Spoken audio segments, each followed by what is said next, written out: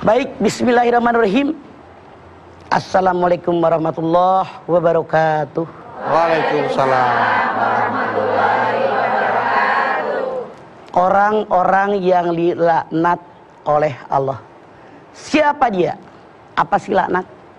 Laknat itu jauh dari kebaikan. Laknat itu jauh daripada keridhaan Allah. Laknat itu sangat dibenci oleh Allah. Kalau laknat dari manusia artinya jauh dari doa orang lain. Karena orang gak suka dengan kita.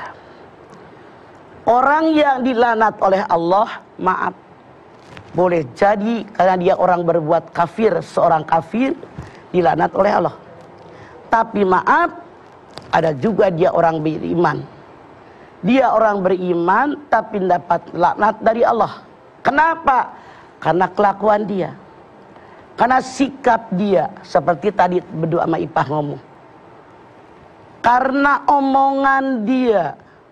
Siapa orang yang mendapatkan laknat dari Allah? Orang yang ngambil hak orang lain. Teman bedu punya yayasan anak yatim. Orang pada nyumbang, memperkaya diri sendiri.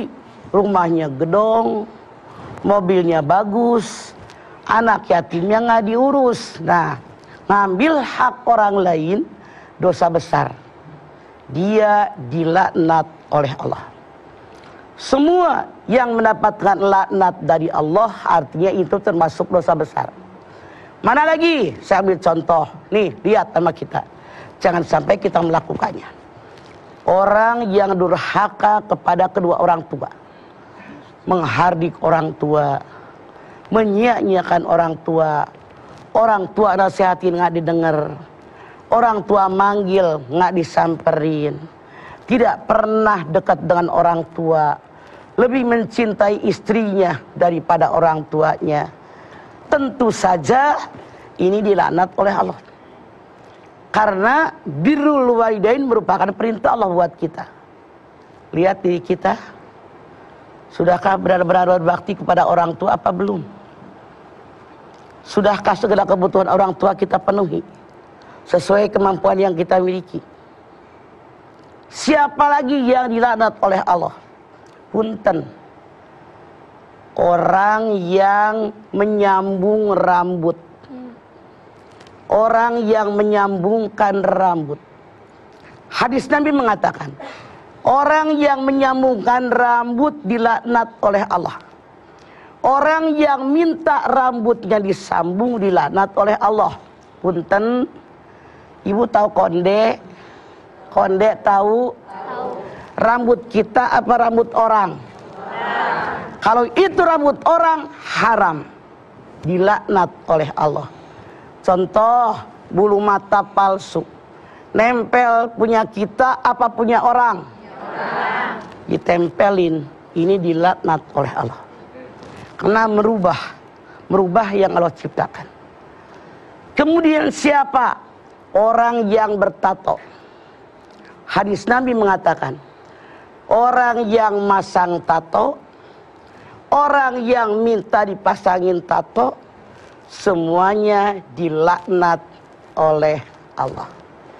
Siapa lagi mereka yang dilaknat oleh Allah? Punten, saya ambil contoh. Misalnya, orang yang minum minuman keras, orang yang minum yang memabukkan, punten, narkoba, nyimeng, utau, lawan hidu, minum alkohol. Semua yang memabukkan, dia dilaknat oleh Allah. Karena Islam mengajarkan kepada kita otak wajib dipelihara. Aneh, orang yang minum alkohol, yang memerasnya, kan minuman itu diperas ya, yang nyaringnya perasan tadi, yang masukin ke botolnya, yang distributornya, yang menyiapkannya, yang membelinya, yang menuangkannya, yang meminumkannya, yang ngasih duit buat yang minum, yang ngebeliin buat orang, semuanya kena. Hati-hati. Siapa lagi yang dilaknat oleh Allah Subhanahu wa taala? Orang yang berbuat zina dilaknat oleh Allah. Siapa lagi orang yang dilaknat oleh Allah Subhanahu wa taala? Orang yang ngambil hak orang lain.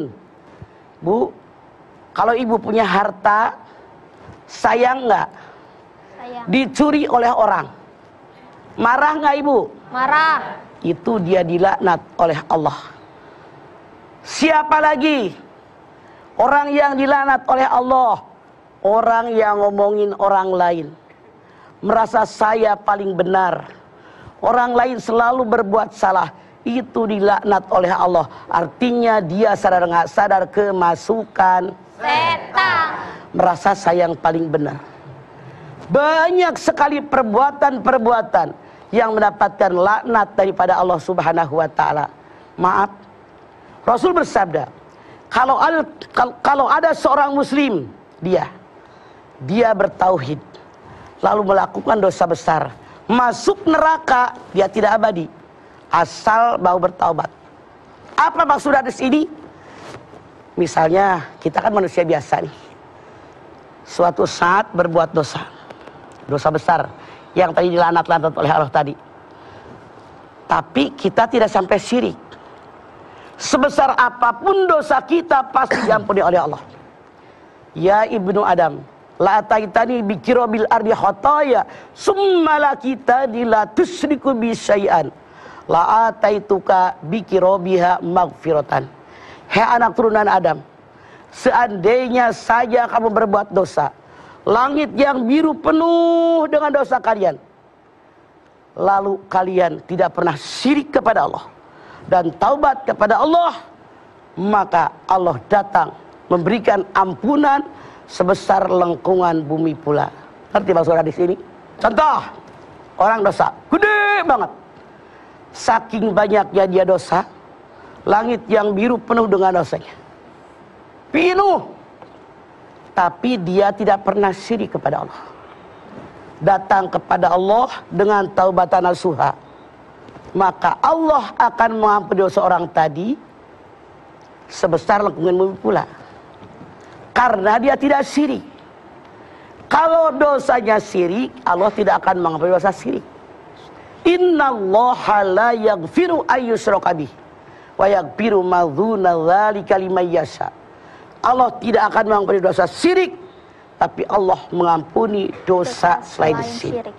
Yang Anda jangan lupa, semua yang dilaknat oleh Allah ini adalah dosa besar yang wajib kita menghindarinya. Dan maaf, boleh jadi dalam kita mengarungi hidup dan kehidupan sehari-hari, kita pun kadang-kadang melangkah ke situ, tapi segera beristighfar, mohon ampun atas dosa yang pernah kita lakukan. Ya, mudah-mudahan kita tidak termasuk orang-orang yang dilaknat oleh Allah karena melakukan dosa-dosa besar seperti yang tadi Mama sudah uraikan di segmen awal ini. Setelah ini akan kami lanjutkan lagi tausiah dari Mama Dede.